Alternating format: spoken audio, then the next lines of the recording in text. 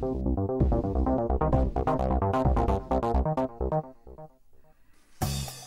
WRC Rally d'Italia, better known as the Rally Sanremo, is a classic. For as long as anyone can remember, these twisting mountain passes have been the arena for a fast and furious struggle against the elements and the clock. Over 3 days, there are 18 relentless sprints through hairpins, fast straights and twisting passes, all on a slippery surface that only the bravest will survive. There's no doubt that Gilles Panizzi's brave. He was back for Sanremo even though his shoulder wasn't 100%. This is a very physical rally, and Panizzi knew he'd be in for some pain. If it's not okay, I drive with the left hand.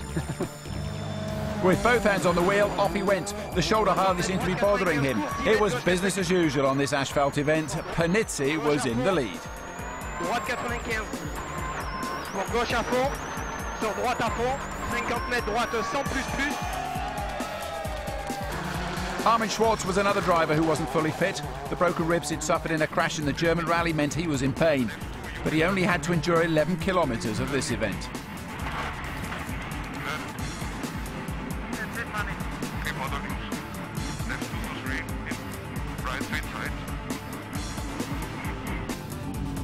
Sanremo is one of the few rallies that Carlos Sainz and Luis Moya have never won, and they wouldn't do it in 2002 either, thanks to a hydraulic oil leak.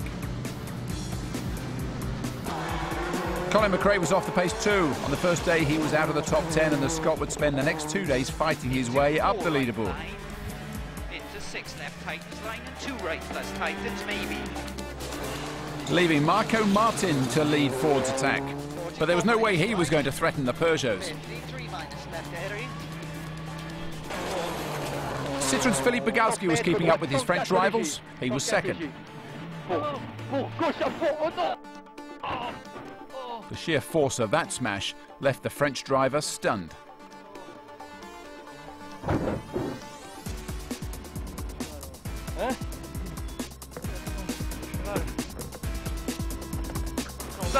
Two minutes later, Panizzi reached the crash site, only to find Bogalski's car blocking the road.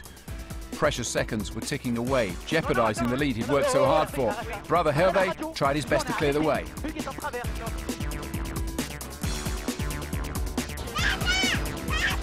Back at service, there was a chance for Panizzi to put the pressures of the day behind him and get some R&R.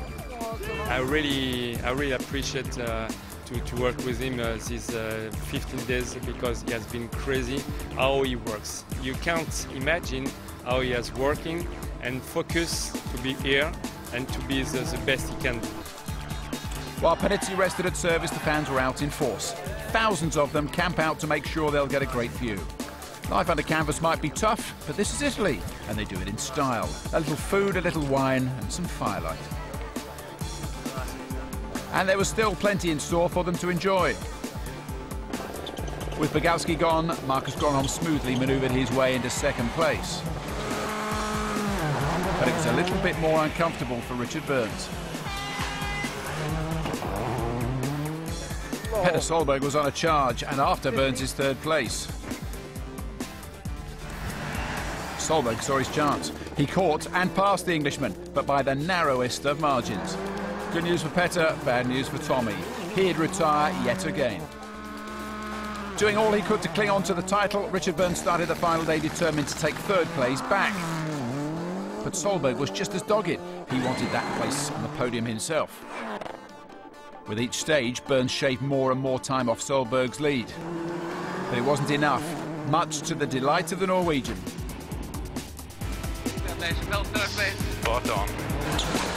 But there was no doubt as to who was the hero of this rally. The injured Panizzi had led from beginning to end. A stunning performance. Bravo, Petit.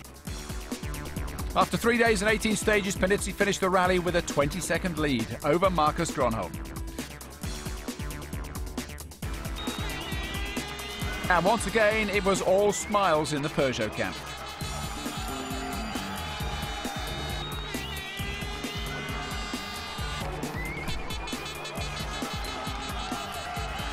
In the championship, Gronholm opens out his lead, and in theory he could win the title at the next rally.